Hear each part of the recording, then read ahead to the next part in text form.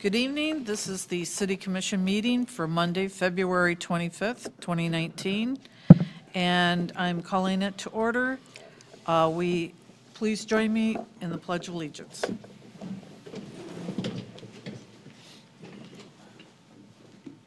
I pledge allegiance to the flag of the United States of America and to the republic for which it stands, one nation, under God, indivisible, with liberty and justice for all.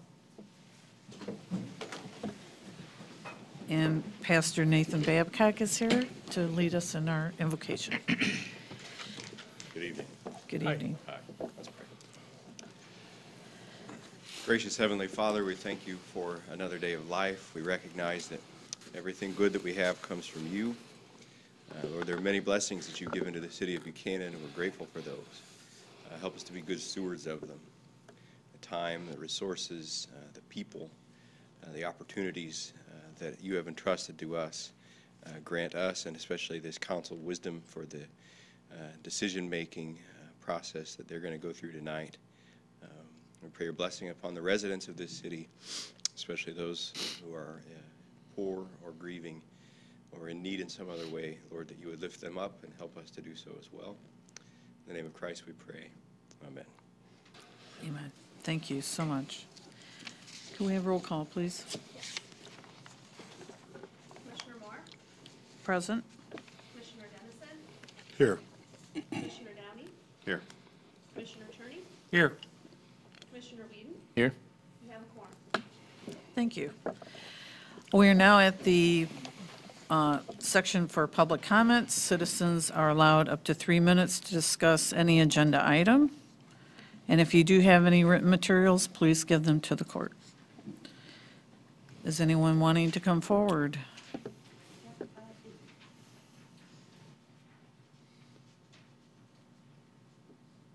New business.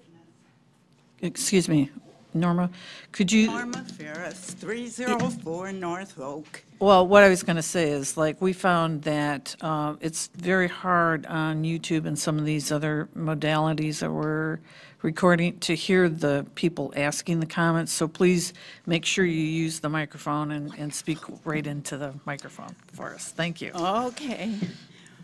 Under new business, item B. Item I. You're giving something to the city clerk. When was it not the city clerk's responsibility? It's designated every time. It's a it's a designation anytime you have a new clerk. You've got to, I've never heard it before. the FOIA?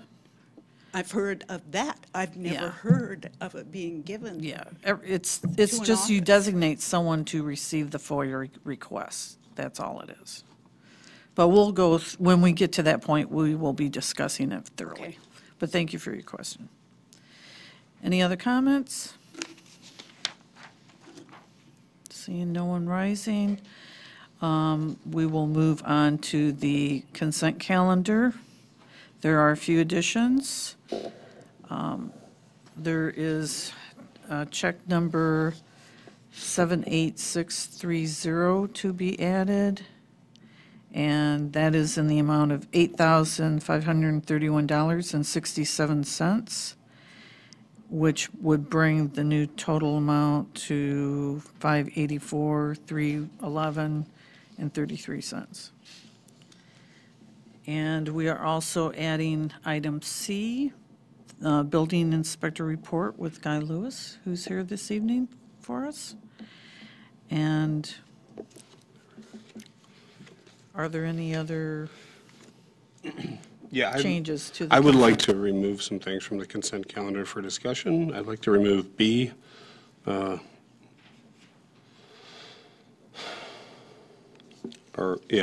Under B. Let me see, where did I write that down? Shoot. Check number 78621 in the amount of $211,150. I'd like to. Okay.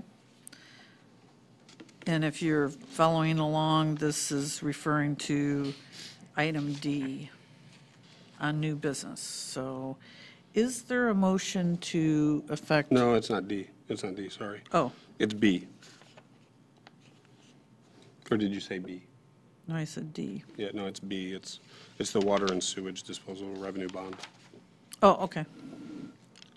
I Okay, would also like to remove item D, the appointment of Karen McWirt. I'd like to remove that for discussion too, if we could.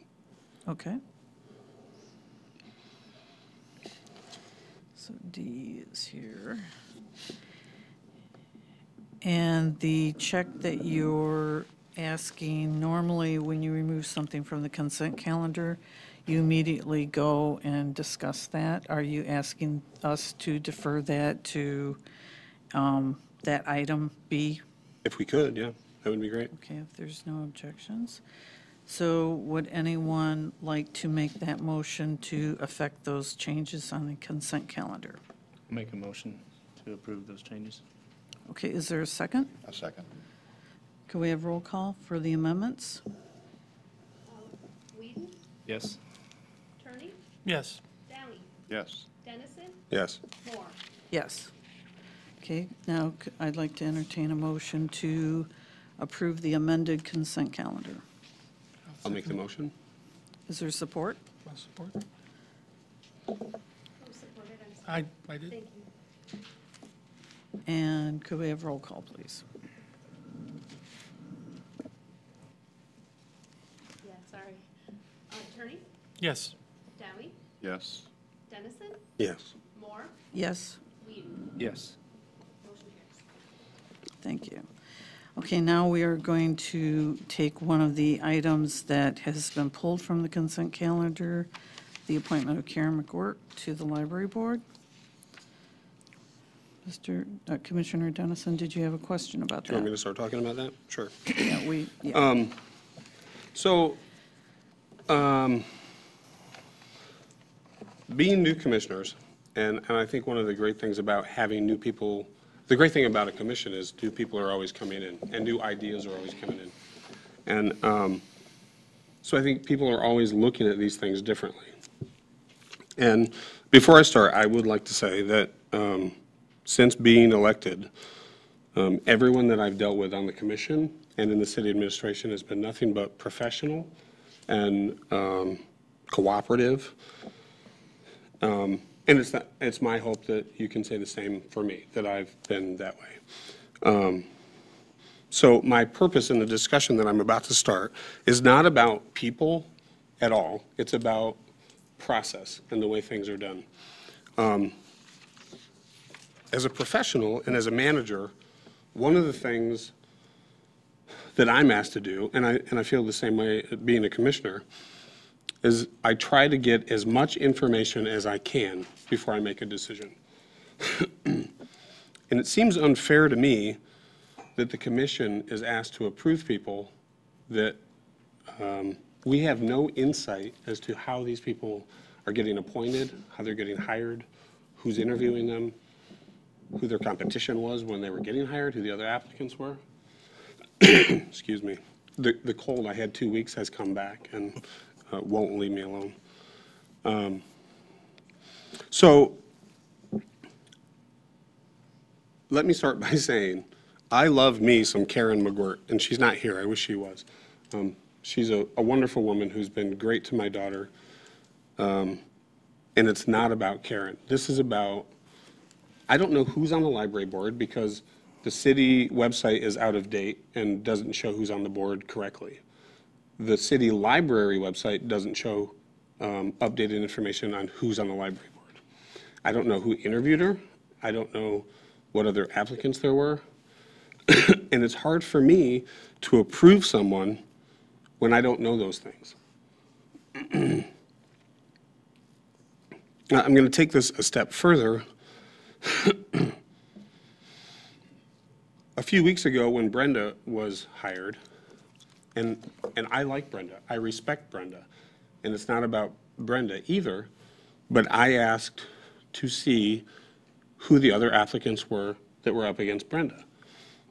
And I was told that I was interfering with the hiring process, which I disagree with because she'd already been hired. But as a manager, And I feel like our job as commissioners is to see the big picture, is that we should have as much information as possible to see the big picture. And when we're not given that information, I'd rather not be asked to approve someone if I don't have any input on that person getting hired or what have you. So, not to sound like a spoiled brat, I'm taking my ball and going home, but if I'm asked, if that information isn't given to me and I'm asked to approve someone, I will always vote no, because I can't say yes to someone when I don't know the whole picture. So, that's pretty much, I mean, that's it in a nutshell. Are there any other comments? I'd just like, in addition to what he's saying, and I think I agree with what you're saying, and I believe that our duty to the public, who we report to, that if we are going to approve the items that we have before us, if we don't have all that information, their first instinct to us is, well, you approved it, you should know what's going on. Well, to his defense, I don't know that that's always the case. And I think that's where he's leading. And there's not any insinuation that there's malice intent for any approval that we have before us. And as he stated, he obviously thinks highly of this individual, so the intentions are well placed. But I think where he's reaching a point is to the fact that we don't have all the information to say, yes, we approve. We're approving somebody else's approval who obviously has the knowledge, but we don't. So how can we fully consent to something on a consent calendar that we don't traditionally have all the information available to us? Anyone else? Well, I think Mr. Dennison is hitting a point. We like to have more information before we do make an approval. Sometimes that's probably not the case, but I think I've said in the past, you know, we need more information on things. But that's just my comment. If we had to hire somebody, you know, do we do a credit check? Do we do this? Do we do that? We need to know who they are. So I know I'm only allowed to speak twice on the subject, but can I speak again? Yes, you may. So, you know, one of the things that I was told when I requested the information about the city clerk position was that it was confidential information. And I respect that completely. But as commissioners, we're given confidential information all the time when it comes to the marijuana applications and all that. It has bank account information, it has personal information, it has social security numbers. And I don't see how any of this would be different. And I would hope to God that we're trustworthy enough to be accountable to hold that information confidential. So that's, and I'm not even sure how to express it in a way that makes sense. And maybe it's just me, but I would just like to have there's never too much information. So to have more information about who's being hired, who they're up against, who did the hiring, who did the interviews, to me, that would be extremely beneficial if I'm going to be asked to approve someone. Otherwise, I'm going to say no every single time, even if it's someone I care deeply about, like Karen McGuirt. Yes. This all stirs up a lot of conversation because the way I see this, we get this information. We do have the ability to ask Bill anytime, emails, texts, whatever we want. But hearing everybody else's views, it sparks more questions. And if we had like a working session or something where we could review some of this stuff beforehand, and you know, his question is going to spark something that I have, and we're going to get a lot more information out in the open for everybody. Well, I am hoping at our goal-setting session, we will talk about communications in general. Really, we should be just specifically talking about this appointment, but I'm allowing this broader conversation, but you are talking about two separate things. There's the separate thing of hiring an employee really has a big difference between that and designating a volunteer who comes forward who would like to be on a volunteer board. That's what this is. This is not hiring anybody. Can I This ask a is question? So is it like a ceremonial thing that we're approving them? Really, it's just a ceremonial thing? No, no. This is a person in the library board. The library board has designations of representatives from the school and say the city. So the people that we designate to represent the city to that board, there is an expectation that we ask them to represent us. So we want that person to basically be someone we look up to, someone we feel like they would do a good job, who's made a commitment to that job. And sometimes people come forward on their own, sometimes they're recruited. As if there's, like, so, say the other night, the bar did not have a quorum. So maybe it's because, I don't know, maybe it's because there's a few people that need to be solicited to sit on that board. When you don't have a full board, it is very difficult to get business done. So this was one vacancy on the library board, and I personally asked Karen to sit there.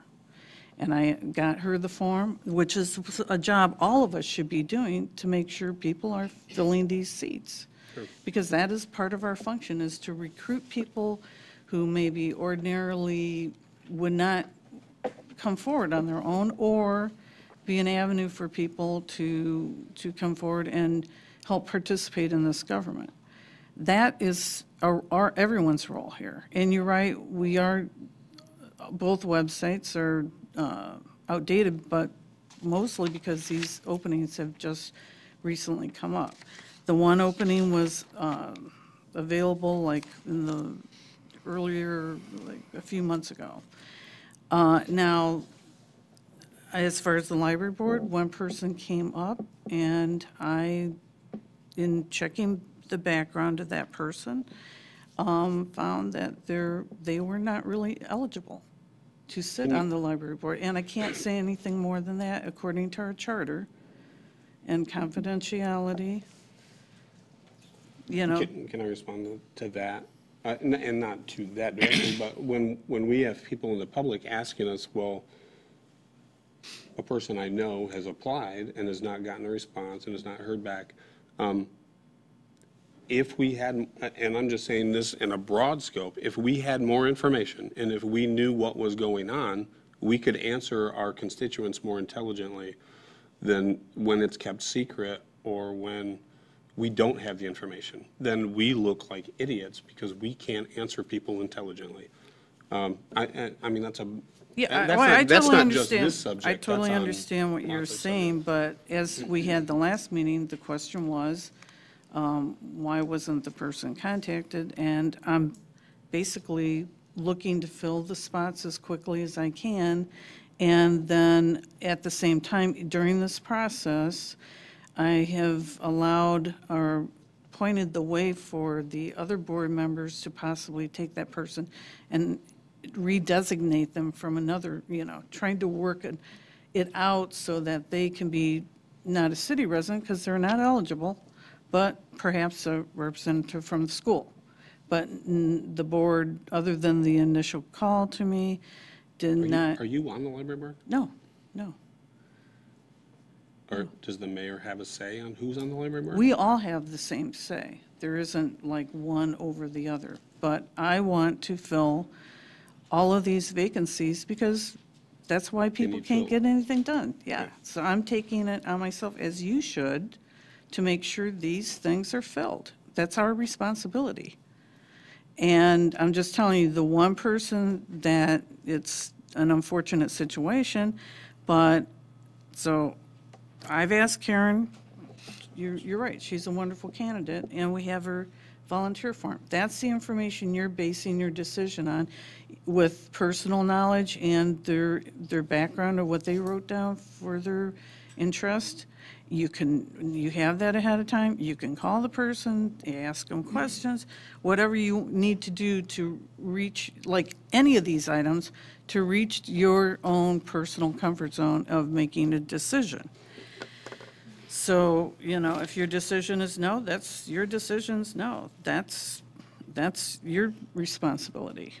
But as far as the employee situation, there's no company that would open their human resources files for someone who is not directly involved in the hiring Well, process. how do you become involved with the hiring process? The hiring process is through the city manager. If he asks you to become involved or sit on the interview committee, that's the process that goes through. Then you would be privy to the interviews, you would make notes, you would have a conversation, but the ultimate decision is the city manager. Okay, so. And I did email and respond to you in depth. I know, and you full responded to me, and you said, and I detail. quote, "If you use the information to come to a different conclusion, would you tell him to make a different selection?" Again, a charter violation. Well, In other words, then what why I'm was the commission asked the following week to approve her? If we said no, was he going to have to make a different decision? That's a good question, probably. No, again, The the charter charter. says that he- Charter kind of directs us in the fact that it suggests after my hiring, I put that person up to your recognition. So it's really a symbolic thing, us Right, saying in yes. that case, Yeah. because the charter specifically says he is responsible for the hiring and firing of the So employee. can I just say what it looks like? I mean, we're all adults. This is what it looks Yeah. like. So, and Brenda, no offense, if Brenda's a train wreck, it looks like what's happening is you can say, you approved her. I mean, that's what it looks like, and it's all No, about that's perception. not correct. That's not I correct. think that is what it, I mean, I'm I have sorry, to- but I think I that have is to what it agree, looks. there is, to some degree, there is mean- that. And I think from a public standpoint, we are the commission. We are the ones sitting here. We are what they see. We are the public's voice. That is our responsibility. We were elected to make decisions for the city. And if we approved it, and for lack of a better term, it was a train wreck, in essence, we were responsible for that decision.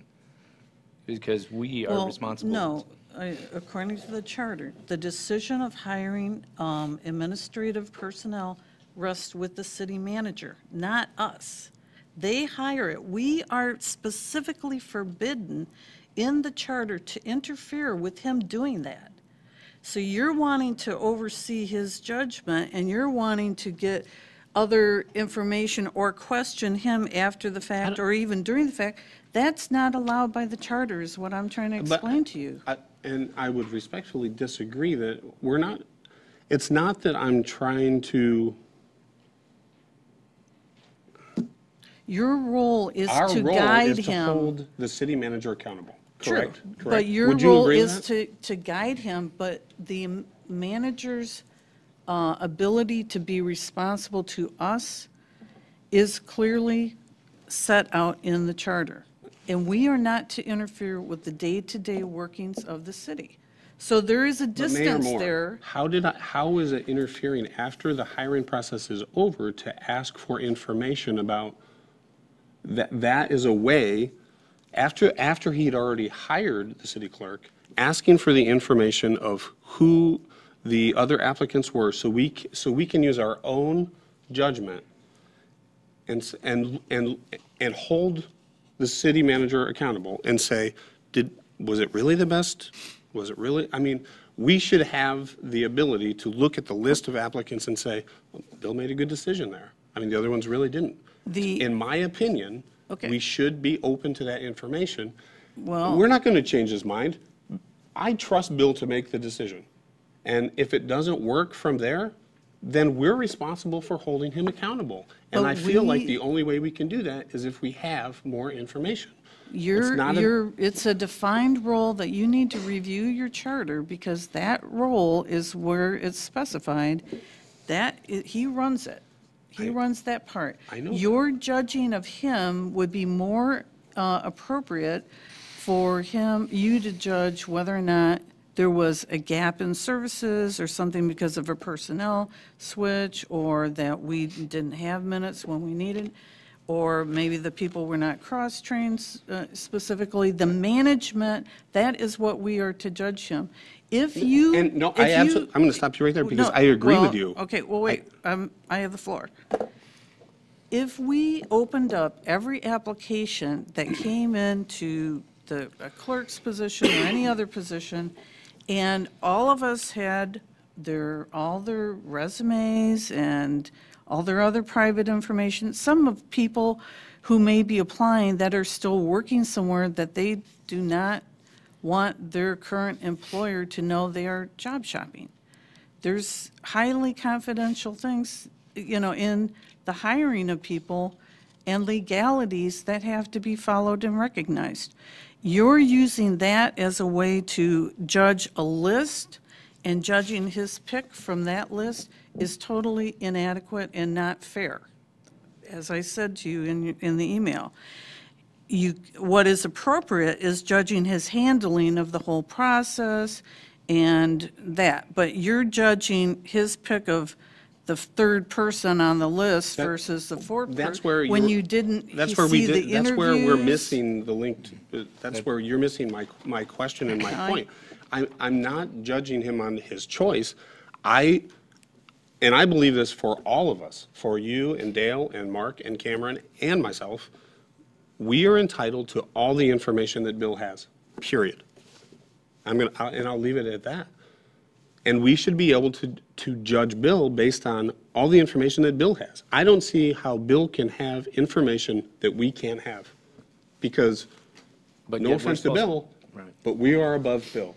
It is the citizens, the commission, and the city manager. And how can we hold him responsible if we don't have all the information available? Whether or not Correct. we disagree with him or not, and maybe the charter needs to be amended, I don't know. But I think, to your defense, the idea that we are simply here to be a placeholder to agree to everything he does and not have a way to hold him responsible without all the information. That's not what I said. No, I wasn't taking you out of context, not for 1 second, absolutely not. I'm simply saying the appearance is though that we simply come in here, we make approvals with little or no information that the city probably has asked for in the past, and maybe not had the information because we didn't have it to give to them, and the view is that we're not viable to handle that information. I mean, maybe I'm wrong, maybe that's not what your intentions are, but I think that's kind of where you're leading, is that we're not here to pass judgment on anything they do, but we're also held responsible in the position that we were elected to monitor exactly the comings and goings of the city, and in its entirety. Manager Marks, would you arrange in the near future a session with the city attorney to review what the charter says, so we can get some of these questions cleared up? And can I just say to Manager Marks, this is not an attack on you, it's not an attack on Brenda, it's not an attack on anything. It really is about policy and about the practice of approving people when we don't have all the information. To me, something needs to change. Either that or quit asking us to approve people, because it's unfair to the commission. Well, Even if I wasn't sitting here, I would say it would be unfair to the next commission. It's just not fair. and my viewpoint is you need to have a further, deeper understanding of the And I'm charter. tired of hearing that I don't you're- know enough, Pat. No offense. But, I mean, we're new to the commission, but we weren't born yesterday, okay? It's in black and white. I've read the charter over and over and over, and here's what I read every time. Citizen, commission, city manager. Every time I read it, it reads the same way. That's not disrespect to Bill, that's not disrespect to anyone in the city administration. That's the way it reads. Okay, well, now that everyone's had a chance to express that, let's get right down to this item D. And is there a motion to approve Karen McGort to the library board? If not, I will make the motion. I will second that. Okay, roll call, please. Moore, Yes. Dennison, No. Downey,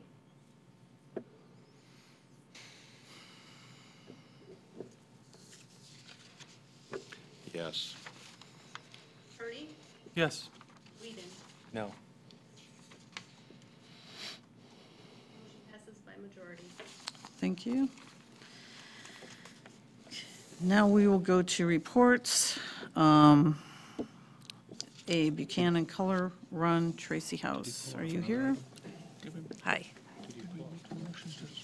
You pulled up two.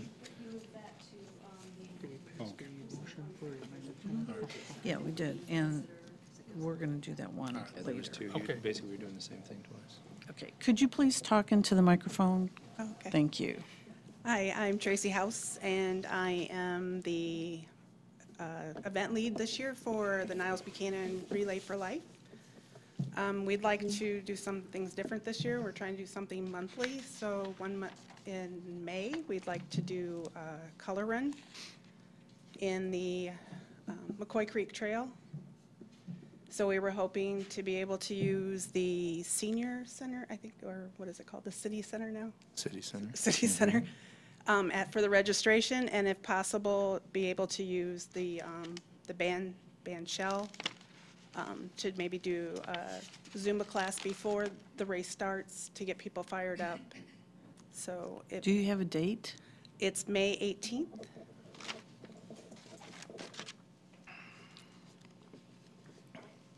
Are there any questions? Do we currently have anything else scheduled for May 18th in the comments?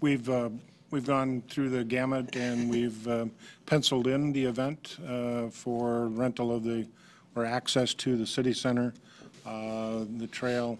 What else do we do, Brenda? You worked with her on, Yeah, we're gonna do publicity. yeah, and we've offered to help her get the word out, to help make that effort a success. So I think we're pretty well covered, other than your approval for the event. Are there any questions? Is there anything we can do to help with volunteers? Do you need more volunteers? We always will take volunteers. Is there a way we can help you do that? I think you put the police department on notice and SMACUS on notice in case we... SMACUS, we've contacted the police department for their information, and to schedule personnel. Again, we can do a follow-up meeting. If you can come in, we can sit down and see what you need for volunteers, and we can try to help you Yeah. with that. Yeah, because right now we're thinking like 4 stations for color to be thrown on the participants as they go by, and then the Zumba at the beginning, and hopefully have like a DJ playing for people to come back to and celebrate.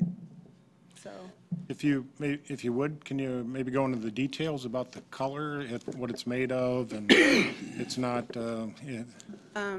it's like a cornstarch, just colored cornstarch. It's not supposed to do any damage to anything. It'll just wash away.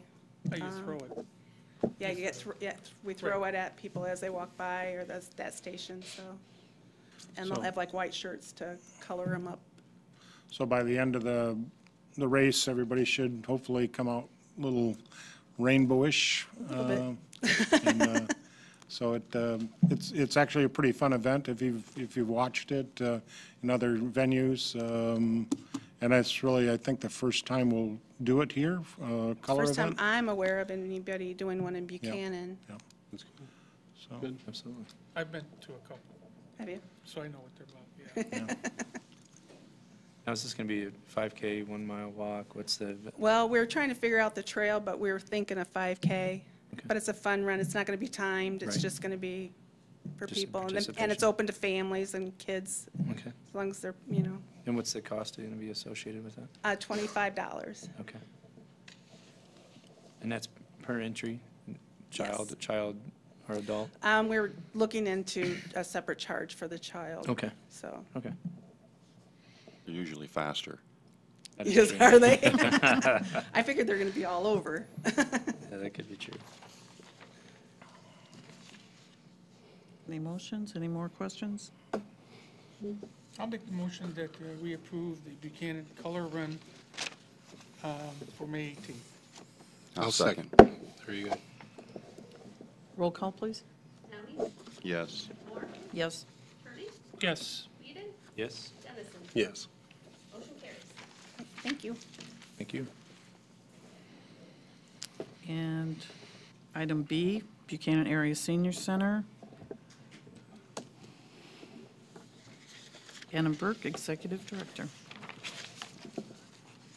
Good evening. Hi, nice to be here. Thanks for coming. Thank you. Sure. This is Adam Burke. He's the new director up the senior center, and we've invited him to come in and introduce himself, and not only to the commission, but to the public and our Channel 17 broadcasters, or recipients on our Channel 17. So you want to run down a little bit of who you are and what your plans are for the senior center going forward? Well, I've been there 3 weeks, so I'm still developing plans, but it's a very well-run center, so I think I'm inheriting a good spot. But my background has been in community and economic development. I got my undergraduate at Grinnell College in anthropology, and then I got my 4-year degree in life and went back to grad school and got my master's in urban planning and policy at UIC, University of Illinois at Chicago. And a few years ago, I moved to Buchanan to care for my mom, and have stayed. And done work with Harbor Country Chamber, the New Buffalo Business Association, the Out Center in Benton Harbor, DTSB in South Bend, and most of those were contract jobs, and now I'm working at the senior center on a permanent basis. So. Well, welcome. Any questions? Welcome to Buchanan. Yeah, Thank you. thanks for coming back. Thanks for staying. Yeah. Oh, yeah, it's good to be here. I'll have to stop by and say hi. Okay, awesome. Thank you. Thank you very much. Thank you for coming. Our next item is C, the Building Inspector Report from Guy Lewis.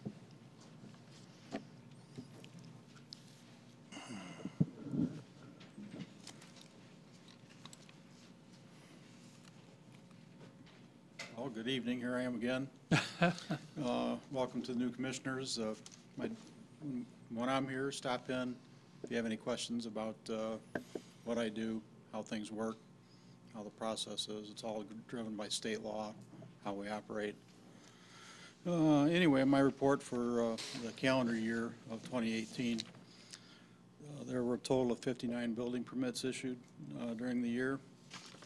One was canceled after being issued, but before any work started. That was the proposed Casey's General Store. I spent a lot of time on plan review on that. They paid for that and canceled it at the last minute. It was quite a surprise. Of those 59 building permits, 21 were commercial and 4 were industrial. 34 were for residential work, including 2 new single-family homes, both of which were in the Ottawa Ridge subdivision. There were 5 demolitions of residential buildings. 3 were houses owned by the Berrien County Treasurer due to tax foreclosure. The other 2 were houses owned by and demolished by private owners. 212 Main Street, I'm sure everybody's familiar with, and the other one was 618 River that it's taken the city about 5 years to get Mr. Azar to take care of that property, and it looks so much better now. 3 of the industrial building permits were for medical marijuana grower and processor facilities. Those alone counted for $1.4 million and change in value of improvements for the city. The total value of improvements of all the construction work in the city for the year was $3,952,721. It's quite an increase from last year, which was just over $2 million last year. Total building permit fees received was $48,258. For some reason, we had a drop in electrical permits. I think maybe because a lot of the building permits were bigger, so there were less numbers of permits, but there were 42 electrical permits. The total value of the permit fees is $7,856 there. 3 of those electrical permits were for industrial work, 13 were commercial, and 26 were for residential jobs. That's my report. I just want to add it's been quite a steep learning curve with the medical marijuana grow facilities and processors. I spent a great deal of time both at code conferences and in plan reviews for those projects, and it's been quite a learning experience. That's all I have. Stop by anytime. I'm here if you have questions. Before you go. Sure. And thank you for your report. I think it was at the last meeting, I talked to Deborah and maybe Dale. So I work for a sign company, and we recently put an awning on a building in town. And part of what I do every day is I work in different municipalities, pulling permits for signs and awnings and stuff like that. I was shocked at the fact that we only charged $15 for the permit for that. And I'm wondering, when I was talking to Deborah and Dale at the last meeting, I'm not sure who to bring it up to, or how do we go about looking into the fact that we may be leaving as a community money on the table, because I can tell you Niles is charging a lot more money to put an awning or a sign on a building than Buchanan is. And I don't want to deter businesses from coming here, but at the same time, I think, we owe it to our citizens to make sure that we're doing what we can to raise revenue where we can. And so I don't know if that lies with you or with Bill or with Deborah or with the 3 of you together. Actually, I'd be glad to answer that question. yeah, actually, Guy can give us some background because he's a building inspector in Niles, so he'll be able to. $15 is our zoning compliance fee. That's a zoning fee. It's not a building fee. If you're talking about the awning downtown, I think that was a replacement. On Harger, yeah. Yes. So I did not charge a building permit fee on that particular one. If it's a new sign where there's foundation work or extensive construction work related to the sign, then yes, there is a building permit fee. And building permit fees are based on the cost of the project, but it all starts with zoning first. Right. And Niles, we actually use the exact same building permit fee schedule that Niles uses. Really? We adopted that several years ago at my insistence, so there's consistency between the 2 towns. And in fact, the Niles fee chart hasn't changed since long before my coworker there in the building department, and she's been there for 15 years. Our fees haven't changed that much. So, yeah, there's consistency between the 2 towns. Well, how long has it been since we updated those charges, though? Is it time to increase those fees is what I'm getting at, and make sure that we're... I think that change was actually in 2011, when we had, if I recall correctly, I think it's on the chart, which is on the website. I think the date's on there. But in my opinion, our fee chart is fine where it's at. Okay. I do a lot of research with other communities in the county to see what they're doing.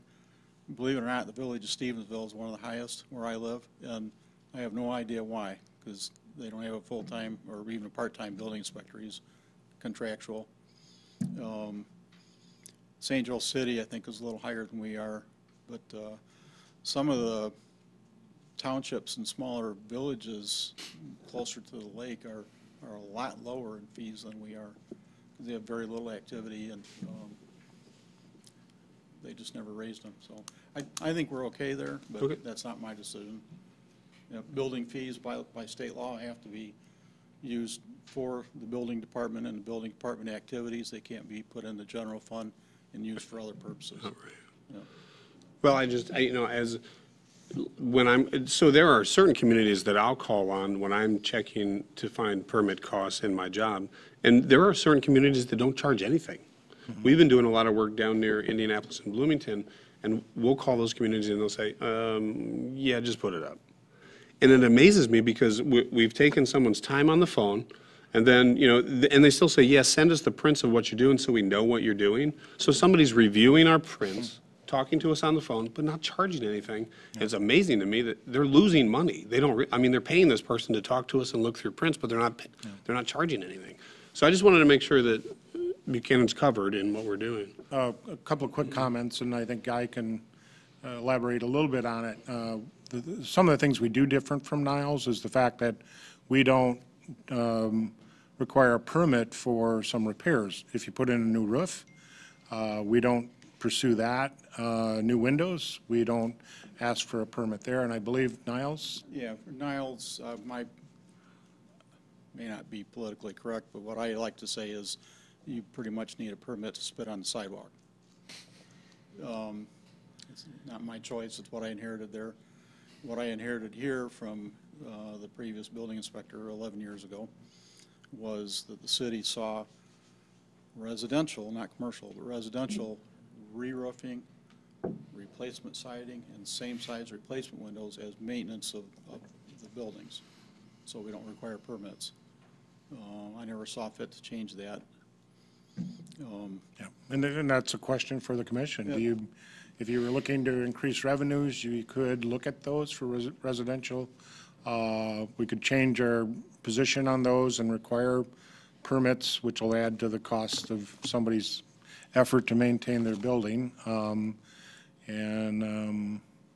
and I, you know, Guy, I'll let you know, I've got a little bit of an opinion in the fact that we've already taxed our people for these positions here, the building inspector as well. So adding additional fees on that is, I don't know, double jeopardy?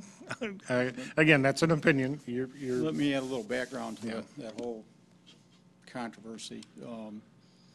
It all goes back to Mr. Henry Green, who was the head of the Bureau of Construction Codes years ago, long before I was in this business. Henry was still there when I first started. I met him at code conferences. But I think it was probably in early 2000s, he wrote an opinion piece as the bureau chief based on questions from some builders associations on the east side of the state about roofing, siding, and windows, whether it needs a permit. And he wrote an opinion stating that that was maintenance of the structure and did not need a permit. It wasn't mandatory statewide, but a lot of communities agreed with him. That's how we got to this point.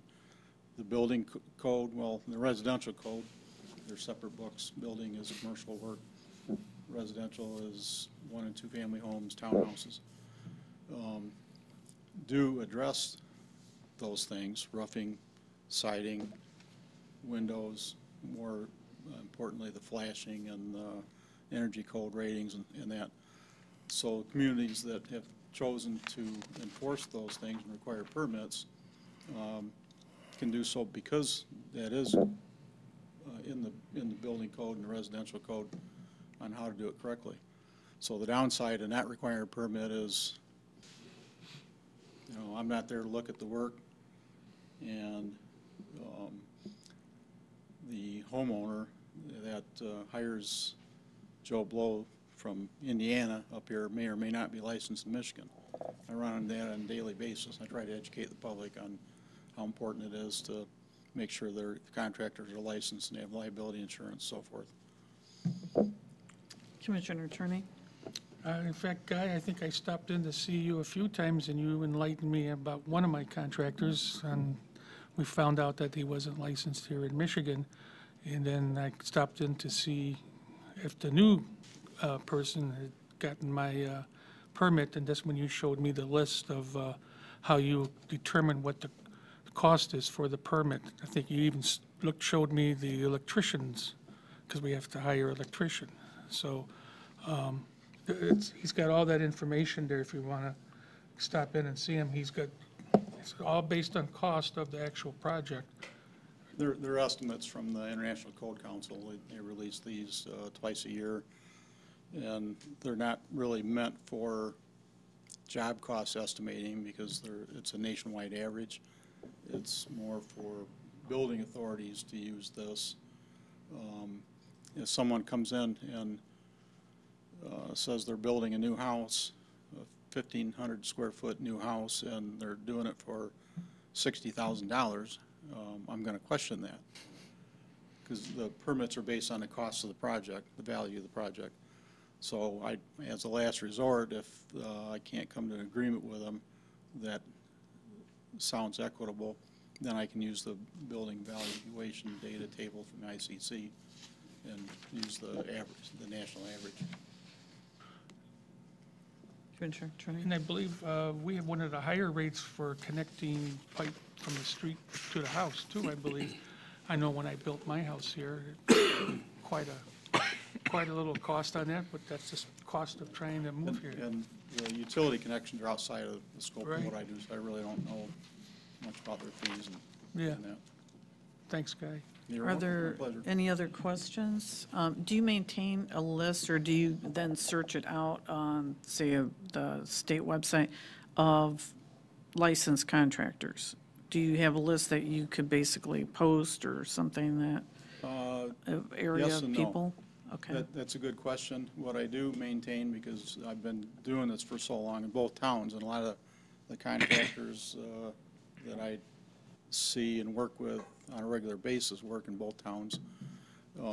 I just maintain a handwritten, unbiased list, 'cause I'm not supposed to be biased. And if someone is looking for a contractor for a certain trade, I'll give them the list and say, you know, these are some locals that pull a lot of permits. I know they're licensed and insured. They do good work. People don't complain about them. But there's plenty others out there.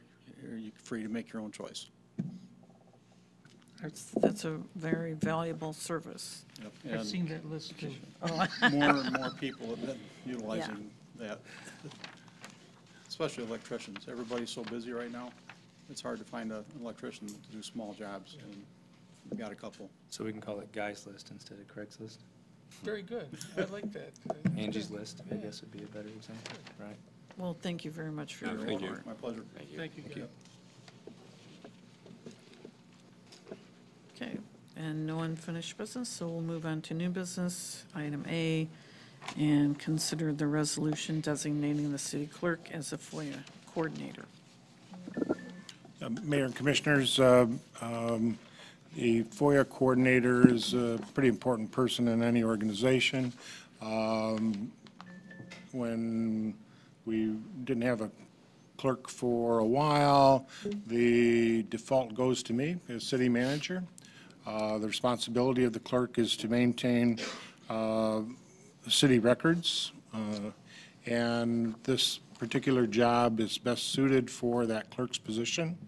And she would be receiving the FOIA requests and making sure that they are, the information is obtained and then correctly submitted to the requesting party.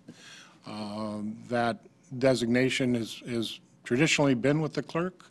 It got just interrupted with the retirement of Gladys, the hiring of a clerk for a shorter period of time, and now we have Brenda as our new clerk, and formally designating the FOIA person is something that is beneficial for the process, and that's why we're asking you to recognize Brenda, the city clerk, as the FOIA coordinator moving forward.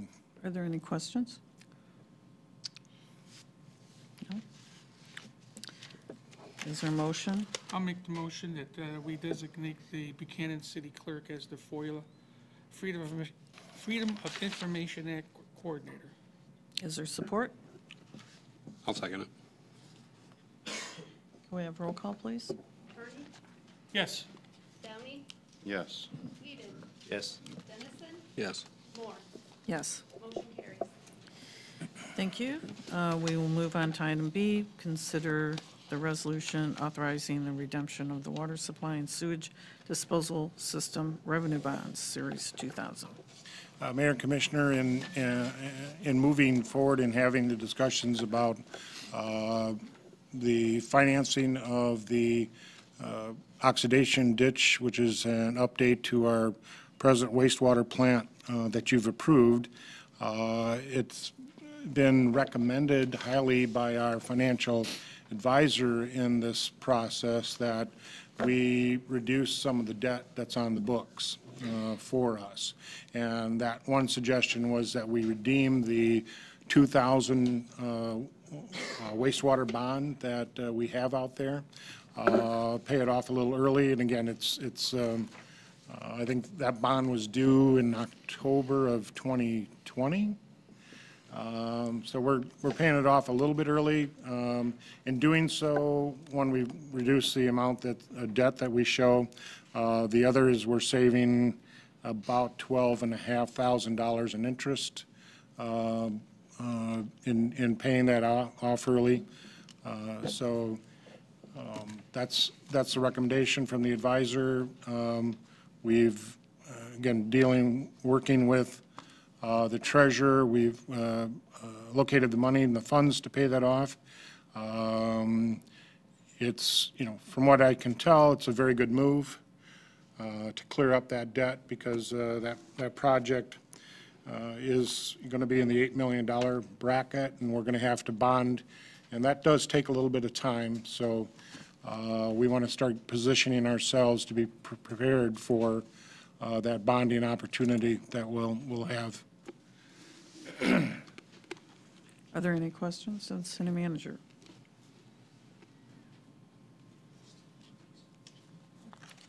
Is there a motion approving the resolution? I'll make that motion that we authorize redemption of the water supply and sewer disposal system revenue bond series 2000. Is there support? I'll second. Okay, if there's no further discussion? go ahead. Can I just say, say one thing about the fact that we took it off of the consent calendar? Only because it seemed odd that we were approving,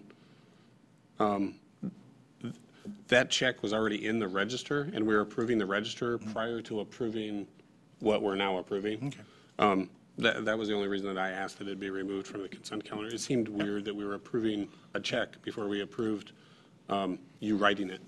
And we will be making a motion and approving that check immediately after this motion. Okay. So is there any other comment before we take roll call? No. Okay. Roll call, please. Moore, Yes. Dennison, Yes. Downey, Yes. Turney, Yes. Whedon. Yes. Motion carries. Thank you. And then let's have the motion on the check. We'll make a motion to approve the check. I'll support. Any other discussion? Let's have roll call, please. When I record that, can I add the amount of your permission? Absolutely. Thank you. Downey, Yes. Moore, Yes. Turney, Yes. Whedon, Yes. Dennison. Yes. Motion carries. Thank you, clerk. We are now moving on to item C. Consider the renewal of medical marijuana facility permits with Redbud Roots. I understand if there are some questions, I will entertain a motion to go into closed session to discuss confidential information. I'll make that motion. I will second. Okay, can we have roll call on the going into closed session? And I'm sorry, you said Downey motion? Yes. Yes. I did. Commissioner Turney? Attorney? Whedon, Yes. Turney, Yes. Dennison, Yes. Moore, Yes. Downey. Yes. Motion carries. Okay. Are there any questions from the commissioners? We're or- going to go into closed session to Okay. ask those questions. Yeah, there are questions. So, all right, so for the public, if you want to hang out for a few minutes, we do have a closed session to ask some questions that are confidential, and we will be resuming the meeting as soon as we get that completed.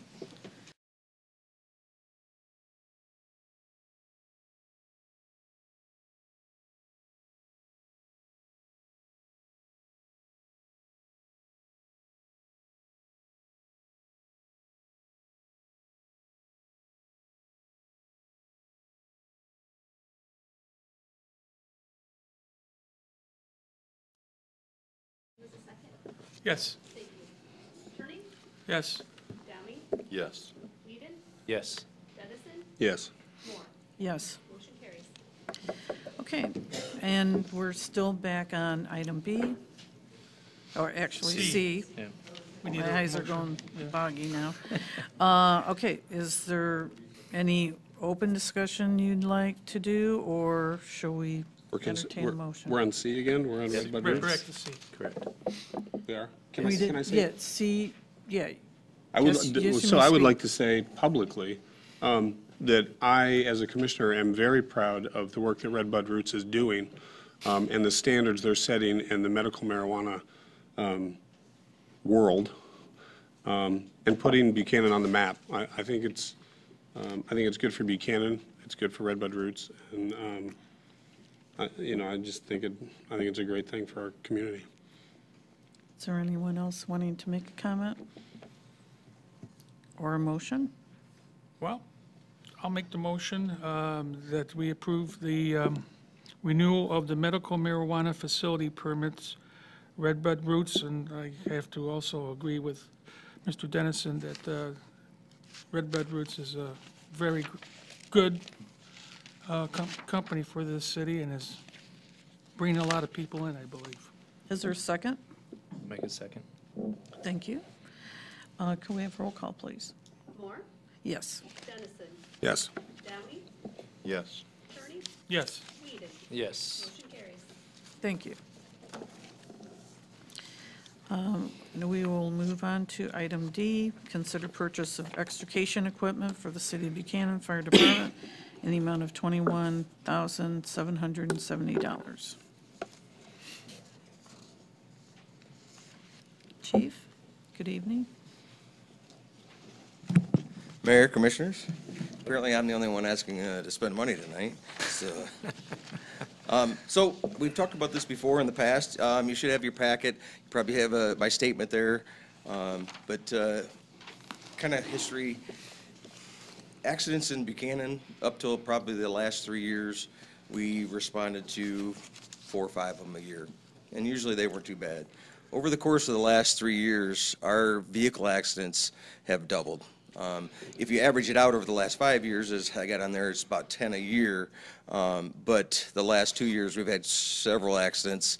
And quite frankly, I brought some of the copies of some of the incident reports from those last 2 years. Not all of them, but some of the ones that were significant. And we had several of them that, quite frankly, should have required vehicles extrication.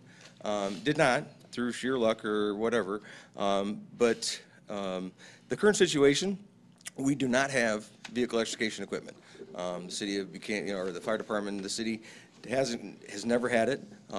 We do have a mutual aid agreement with the townships that if we needed vehicle extrication, we would call them. However, due to the fact that obviously the increase of our accidents and the fact that everyone knows that we're a fairly quick department, that we get on scene rival to most full-time departments in the county. So if we had a vehicle accident that required extrication, we would be on scene and we'd have a wait time while we waited for somebody, depending on where the accident was, if it was Buchanan Township or Bertrand Township, to come and perform that task for us or with us. So we spent the course of the last year and a half preparing for vehicle extrication. We started demoing different types of equipment where we come in, and Padnos have been very good to us. They let us use their facility, and we cut up several cars over the course of that time, including Wesner's. Wesner's, we did some there too. Obviously, it helps with Tim Wesner being on the fire department. But over that course, we have cut up several, demoed 3 or 4 different types of equipment, and we've got some that we want to purchase. We want to move forward. In August of last year, we had our certification class. So that's where you go through a full day and you get state certified. In order to perform it, you have to have state certification. Not every person on scene has to carry that certification, but you do have to have at least somebody carrying that certification in order to perform that task. So we have that. The majority of the fire department was there for that. So we've been working on preparing for that. And that's kind of where we're at. And I just want to kind of go over this. This is not in your packet. I just printed these out today. But I want to go over just some of the accidents that that I mentioned prior, that obviously these people weren't going 25 miles an hour, and that's kind of the thing. So going backwards, starting from 18, in April of 18, we had a truck in a tree at Front and Willow. That's going out towards Westwinds, on the west side of town. Pretty significant accident, honestly. They were able to extricate that person through the window. But if they weren't able to do that, if they may have, depending on how the severity, that was one that should have been, but we were able to get them out through the window. In May, in May of 2018, we had a car that went down the hill into the bathroom, the brick bathroom building at the high school track. The only reason that wasn't an extrication need, it was a convertible. If it wouldn't have been a convertible, because the vehicle was sitting inside the building, that would have required it. So there was some luck with that one additionally. In July of last year, we went out on River, and a truck, it was abandoned, but a truck had went off the road into the yard and up on the rail right before you crossed the bridge. A few more feet, he sat right on the rail, but a few more feet, that vehicle would have went off and down the hill toward either into the river or near the river. Another one that was pretty sure luck. In October, we were at the station. We were doing, we had our station visits that day, and at the corner of Alexander and Days, we had a car that was coming up Alexander, a truck that was coming down Days, and the vehicle that hit the truck was going so fast that he spun the truck around, and then he took out the telephone pole in the corner of the street. Another one, actually the car was on fire when we got there, but again, luckily we were able to get them out. But just the sheer fact that he was able to spin a truck around and take out a pole was another reason that we're looking at this equipment. So we go back into 17, in March of 17, we had a truck on Days Avenue that was going down Days Avenue, went off the road, took a power line pole out, sheared it off. In June of 2017, we had an individual that had a medical condition driving a garbage truck at the corner of River and Redbud, and luckily nobody was really hurt, but had a medical condition and went into the building right in front of the respiratory home care. So went into the building there, and that was a garbage truck. In October of 17, we had a lady that's from out of town that on Shermer Parkway somehow missed the long curve on Shermer Parkway, went up on the rail, rode the rail, went off the rail and into the woods. Again, I think the only reason that that didn't require extrication is because it had the two doors that open the sides of the vehicle, and they were able to open one of those doors, the two van-type doors. So yeah, that's like I say, we've had several calls over the course of the last couple of years. Like I say, our call volumes increased greatly. So this has been our goal, is to purchase equipment. We know it'll help make us much better. And as you know, time is of the essence in any type of accident if there's injuries. And in the packet, you'll see that there's some quotes. What we came to, the decision is we like the Hurst. Hurst is the oldest. They were the ones that started the Jaws of Life. That's not the reason we went with them, but through the demo and the training, we liked the way they felt, the way they worked, the power they had, compared to all the other brands that we use were good name brands, but we like the Hurst, which is the Apollo quote, in there the best, and it's actually among the cheaper. What we like is the hydraulic or the battery powered. Couple reasons.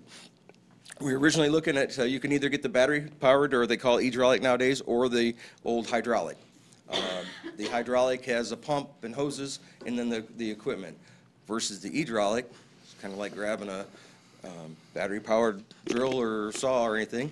All you have to do is grab the tool, put the battery on it, and go to work. You can be portable with it. It gives you some more options versus pulling out a hydraulic pump and hose and having to set it and work. With the hydraulic, you take it off the truck, put the battery on it, you can go to work in a car. You can be mobile with it for any other type of tool for rescue. We've had children stuck in swing sets before, and I know several departments across the country are using extrication equipment now for forcible entry. Forcible entry is when you have to breach a door to go into a building. So there's a lot of options with the hydraulic versus the hydraulic. And originally, we were looking at the hydraulic because we thought it would be much more expensive to get the hydraulic, the battery-powered. But the prices have came way down from about 2 years ago, and that's made it much more competitive. And for what we were looking at getting with the hydraulic, because we're losing the pump and the hoses, and just getting the two tools, it makes it even cheaper than what we were looking at. So that's kind of our case. We know that it's the way things are going, that's currently, our current volume is going to maintain. We are already at 28 calls for this year. We ended last year with 130. We're going to have, at this rate, it looks like we're going to be in that ballpark. Our call volume, when I started, was around 60 to 80 calls a year. 28 years later, we're over 100 pretty much every year. And like I say, several of those have been car accidents.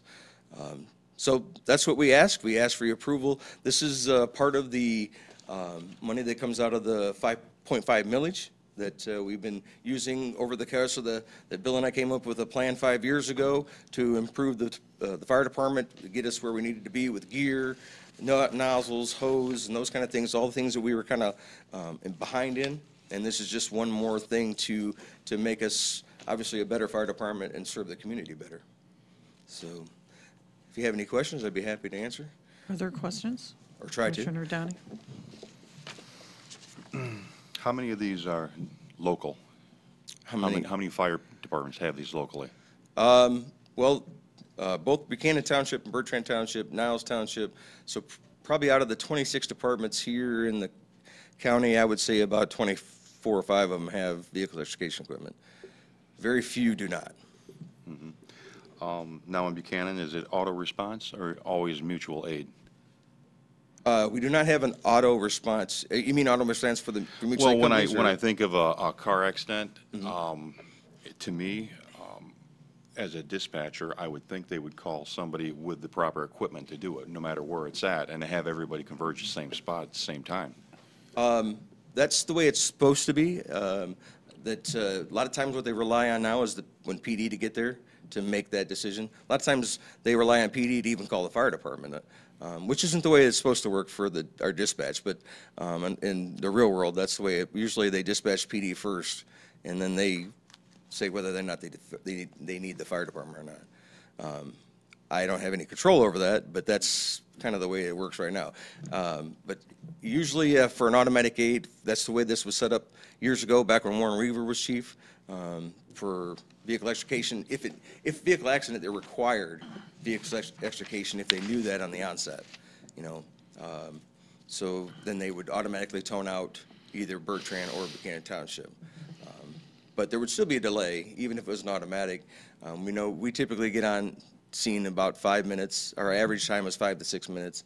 Nothing against either one of those departments, but obviously our people live in town, and we're not a big town, so we get to our station fast and we get out of our station fast. They obviously are coming from different places, and it takes them longer to get to where they're going.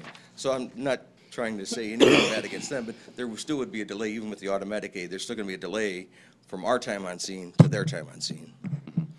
I just look at the location of the 3 departments in Buchanan, and you can basically get from any of those positions to somewhere in our area, really, especially downtown, within a couple minutes. I mean, volunteer or not, by the time you get to the fire station and then get to the scene, or From any of them, you can get there pretty quickly. It just seems like, I know you don't control this, but it seems like it'd make a lot more sense when there is an accident involving cars to have a vehicle with that equipment dispatched immediately. And then, like I say, that is the case, but I can only quote you on what I know of for their response times, and their response times aren't going to be 5 or 6 minutes like ours. You know, not that they're far away, because they're not. I mean, Buchanan Township's just outside of the city limits, and Bertrand's only a mile or two away from the city limit. But I can tell you that our response time is faster. Okay. Now, yes, right now, that's the way it is. If we had a vehicle accident that required extrication, we have to have one of them come do it because we don't have the equipment. Okay. And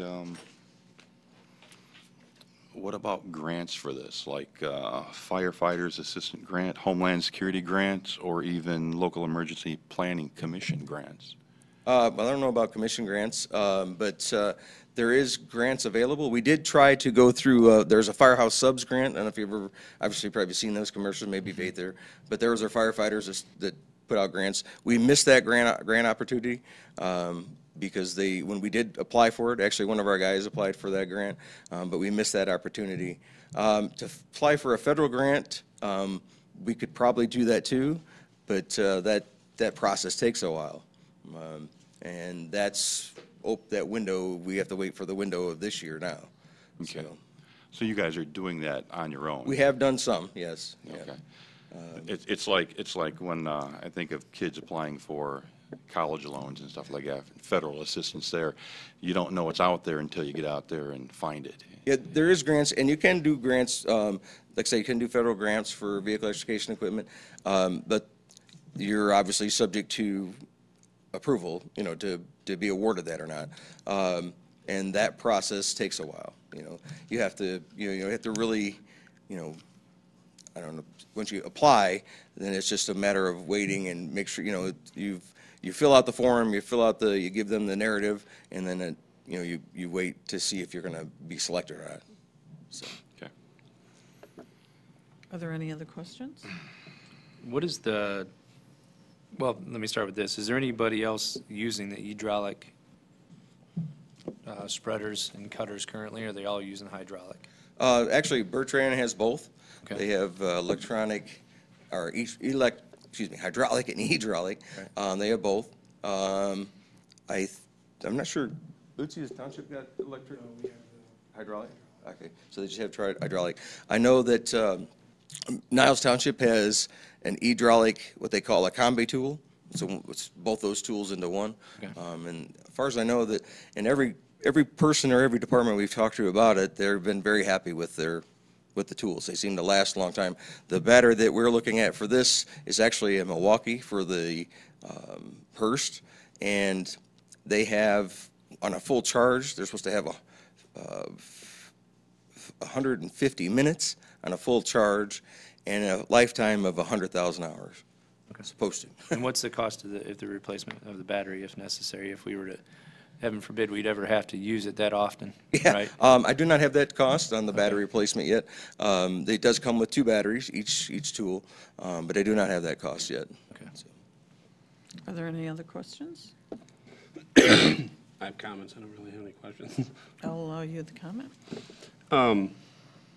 Thank you for your report, and thanks for putting this information in front of us, and thanks for getting multiple quotes, by the way, and that's appreciated.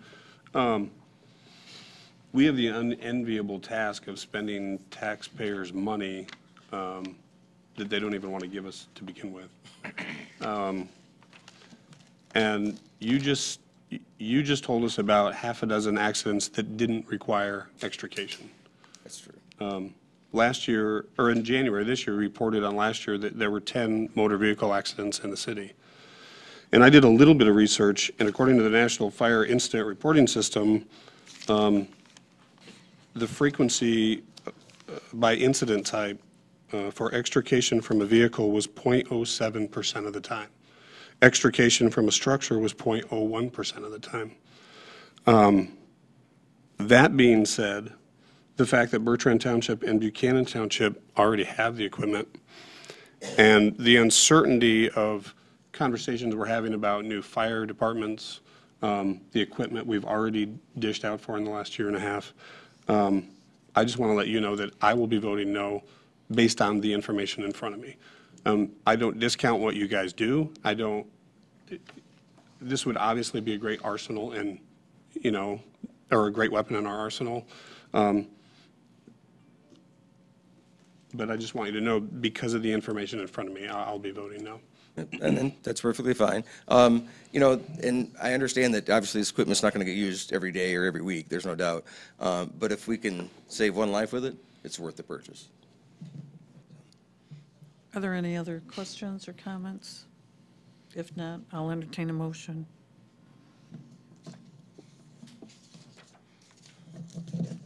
Well, I'll make the motion that we approve the purchase of the extrication equipment for the City of Buchanan Fire Department, the amount of $21,770.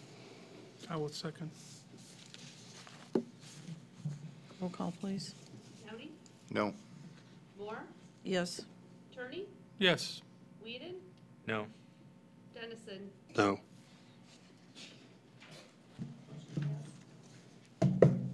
Thank you. Sorry, Thank you. Chief.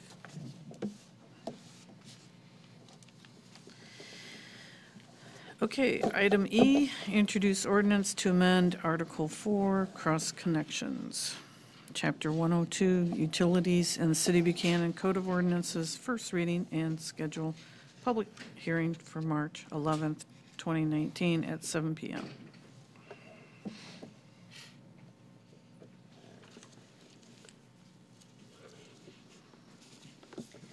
Good evening, Mayor and Commissioners. This ordinance basically is updating some language at the request of the Michigan Department of Environmental Quality. So I will go ahead and read the ordinance. You'll see in your copy the strike-throughs are the references basically to Public Health Department. Those are being deleted. It's replacing that with Michigan Department of Environmental Quality. There are some updated rule numbers as well. So I'm just going to go ahead and read this, and then if you have any questions at the end, I'd be happy to answer them. This is ordinance number 2019.3/411 of the City of Buchanan, Berrien County, Michigan. An ordinance to amend the City of Buchanan, Michigan Code of Ordinances, Chapter 102 Utilities, Article 4 Cross Connections, Section 102-131 Rules Adopted, Section 102-133 Inspections Authorized, and Section 102-136 Potable Water to be Protected. The City of Buchanan ordains. Section 102-131 Rules Adopted. The city adopts by reference the water supply cross-connection rules of the Michigan Department of Environmental Quality, being R325.11401 to R325.11407 of the Michigan Administrative Code. Section 102-133, Inspections Authorized. It shall be the duty of the water foreman for the city or their designated agent to cause inspections to be made of all properties served by public water supply where cross connections with the public water supply is deemed possible. The frequency of inspections and re-inspections based on potential health hazards involved shall be established by the city and approved by the State Department of Environmental Quality. Section 102-136, potable water to be protected. The potable water supply made available on the property served by the public water supply shall be protected from possible contamination as specified by this article and by the State Water Supply Cross-Connection Rules of the Michigan Department of Environmental Quality, being rules R325.11401 to R325.11407, the Michigan Administrative Code, adopted by reference in this article. So there you have it. Again, this was brought to us by Scott Dessenberg based on comments from the Michigan Department of Environmental Quality. Are there any questions? Okay, so that was the first hearing. Do we need to have a motion to establish the public hearing on March 11th, 2019 at 7 p.m.? Please. May I have that motion from someone? I'll make a motion to have a public hearing for March 11th, 2019 at 7 PM. Thank you. Is there a second? I will second. Thank you. Can we have roll call, please? Dennison, Yes. Whedon, Yes. Moore, Yes. Downey, Yes. Turney. Yes. Thank you very much. Thank you. Thank you. Okay, great. We're now at public comments. Citizens are allowed up to 3 minutes to discuss any non-agenda item, and please speak into the microphone. We're trying to improve our audio quality. I think everybody can hear me. I'm Dan Bianski, 103 North Detroit, Buchanan, Michigan. First and foremost, I've heard a couple resolutions tonight. I didn't hear you guys make a motion or a second on your pay raise. Some of you might be under the assumption, I believe, that you got a pay raise. You might want to really think that through, because I didn't hear you make a motion to do that, or have it explained to you. The one point that I do want to bring up, this was not on the agenda, but wasn't you on the interview committee for Dina Howe when we hired her? You sit up here and you talk about how privacy works down here, and you were a commissioner, and you were actually on the interview committee for our previous city clerk, ma'am. That is correct. That is correct. I was But invited then- by the city And then with manager the to charter, sit on you're that. not supposed to talk to me, you're supposed to listen to me. Per the charter, asking the attorney to come down here, it's going to get interpreted the way they've interpreted it right along. You've had the same attorney for 25 years. The interpretation is subject, just like the Bible, to individual interpretation. You have the right. You people are the boss. He is your subordinate, not the other way around. She is a commissioner, appointed. She is just a commissioner. And as far as asking about employees, there's no protection under the union standards. You have the right to ask them anything you want to ask them about anything that they get paid for by me as a taxpayer, irregardless of what he says, or she says, or she says, or specifically, your 25-year lawyer. I wanted to make that very clear that she was on that committee to hire our previous, and I don't even know if she was on the committee to hire Brenda. No, you know, the charter, I've had this argument about the charter extensively with her, and she just goes on and on and on about it just because she wants to kill time and act like she knows more about the charter than any one of you gentlemen. And I've read the charter as much as any of this because I had 4 years on this. And I got the same garbage that you guys got tonight about the charter. And I even got a gag order on me. And I got a police officer waiting for me. Thank you, guys. Is there anyone else?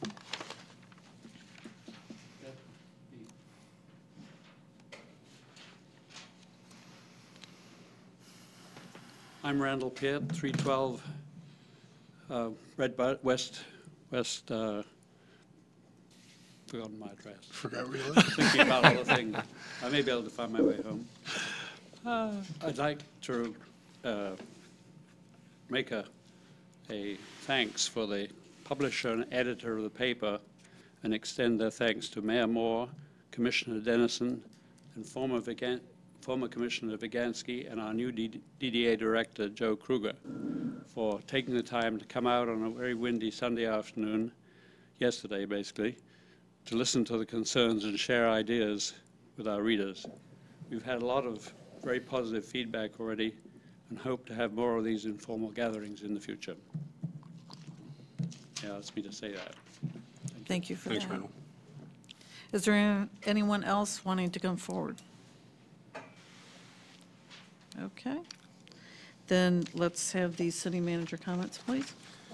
Something real short, just a reminder, we do have goal setting on Saturday, starting at 9 o'clock, scheduled from 9 to 1. So we'll hopefully see everybody there. Are you making chili? What's that? Are you making chili? The clerk has volunteered to make white chili. She might be prepping for the chili walk, which I was also going to kind of give a plug to. The 13th annual chili walk is scheduled for March 21st at between 4:30 and 7:30. I think this year's event will be utilizing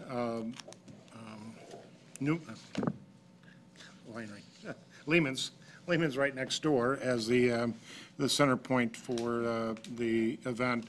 Again, every year it's kind of growing a little bit, and they were at the library, and now they're going to try Lehman's as the center point. So if any commissioner has a secret recipe for chili, please consider entering. And you know, if you need a place to serve it, we could serve it out of here, or I think Lehman's are providing some space as well. So please put that on your calendar. And very good. Again, the DDA has hired a part-time director, and again, I've worked with them a little bit, and I'm very excited for that, for Joe to get on board and get up to speed. I think it'll really provide some benefits across the board for the city and the downtown to really move forward. So that's all I have. Okay, Commissioner Dennison? I'm going to try and keep them brief tonight, but I do have quite a few comments. First off, I wanted to commend Bill Housen and the Water Department. Bill is extremely well-versed. He obviously has knowledge about what he's doing, but he's consistently reporting to the commission on the state of his operations and his ongoing maintenance, and I find that to be a huge help. So I wanted to commend Bill Housen on that. I think he does an outstanding job. Excuse me. On that same note, I'd like to encourage our other departments to do the same, specifically Public Works. They've received a lot of new equipment in the recent months, and it would be nice to know what they're doing with that equipment and how they're maintaining it. Along those lines, previously, I'm not sure if it was Commissioner Downey or Commissioner Whedon had asked for a report regarding a preventative maintenance schedule for our equipment. We got a report of maintenance that had already been done, but I would like to again ask for a preventative maintenance schedule for what we're going to do with our equipment, and perhaps include a timeline for replacement. I think it's, especially with budgeting coming up, I think it's important that we look to the future and plan accordingly so that these things don't sneak up on us again. Let's see. The other thing I wanted to comment on, I saw a sign today, and I'm in the sign business, so forgive me, but I saw a sign today that said, face your problems, don't Facebook them. There's been some situations going on downtown with parking in front of businesses. And I've heard from numerous people in the last 2 weeks about, you know, people complaining about business owners and their employees are parking in those parking spots and blocking parking spaces for customers. And I've been pulled to the side and said, this is a police problem. We need to, you know, the police need to handle it. I've heard you need to write new ordinances. I've heard we need new parking signs. We need this, that, and the other. And what we really need is to talk to one another. So I'd like to suggest that the business owners, instead of getting on Facebook and going crazy, walk next door, put their phone down, and pretend it's 1995, and there's no Facebook, and talk to one another and say, look, can you please park on the side street? Please park in the back of the building and keep the spaces open. Talking face-to-face works much better than ranting on Facebook. The other thing I wanted to talk about, yesterday there was a Black History Forum at the Senior Center, and it was amazing. If anybody went, it was incredible. One of the speakers, and I could kick myself for not writing her name down, so I apologize to her, but she was the first Black business owner in Buchanan. And she told the story of wanting to go downtown and have her hair done, and they wouldn't let her in the store. Excuse me. And she went back home and told her mother, I'm going to start my own hairdressing business, and I'm going to let anyone in the door. I'm going to do anyone who walks in. And it was amazing to me that she wasn't bitter.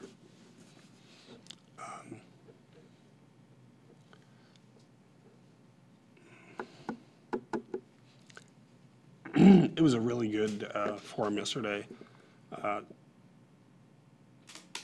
I learned a lot from. I'm done. Thank you. Commissioner Downey? Randall, this is for you especially, because I intended on going to the meeting yesterday, and I got to go to Columbus, Ohio yesterday for the birth of my girlfriend's first grandchild. So I had thought about this the whole drive back, thinking I'd like to get together with you and review what happened at the meeting and buy you a coffee.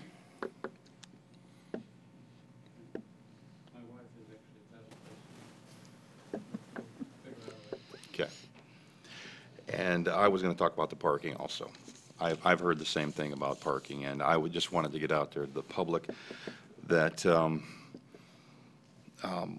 you know, we can do the best we can just by asking each other or just taking notice of what your employees are doing, and use the city lots as much as possible and keep the streets open for the customers coming in.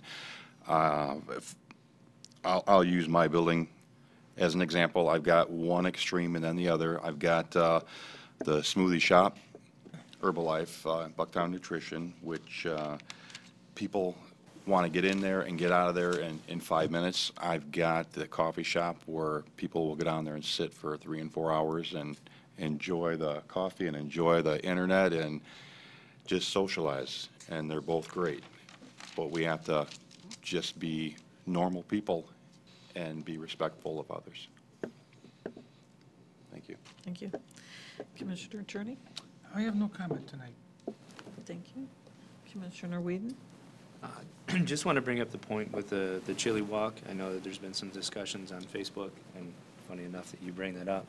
Right, but there's also been discussions in person with the timing of it and the day that it was actually scheduled, and I'm not sure who was the original perpetuating of that day, but I know that the community had asked, you know, in the future if there would be consideration of a potential weekend, and I realize that that would be there's conflict with other events that are occurring, but different times of the day when those events are not occurring, that would not only bring more foot traffic to the businesses in town, would allow more people who were available not during that time of day to rush home and attend the event.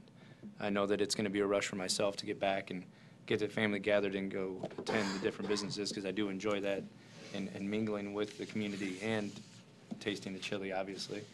But, so I wanted to bring that up, that's discussion throughout the town, that if there is a consideration for a different day or a weekend, that there would have been a lot of patrons that would enjoy that. So. It is a chamber event, so they Right. basically determine Right, and I know when we the had- function is, so right, we and- don't really have but we can certainly, you know, tell them that's what we would like, if that's so thank you for your comments, and I just want to appreciate everyone who comes out tonight. We got a lot of things aired. It's always, democracy is a little messy at times, but that's how we all learn and hear each other in a civil discourse. So I appreciate everyone coming out, and thank you, and I'll entertain a motion for the adjournment of this meeting. I'll make that motion. Is there support? Support. All in favor, say aye. Aye. The nays say nay. The ayes have it. The meeting's adjourned.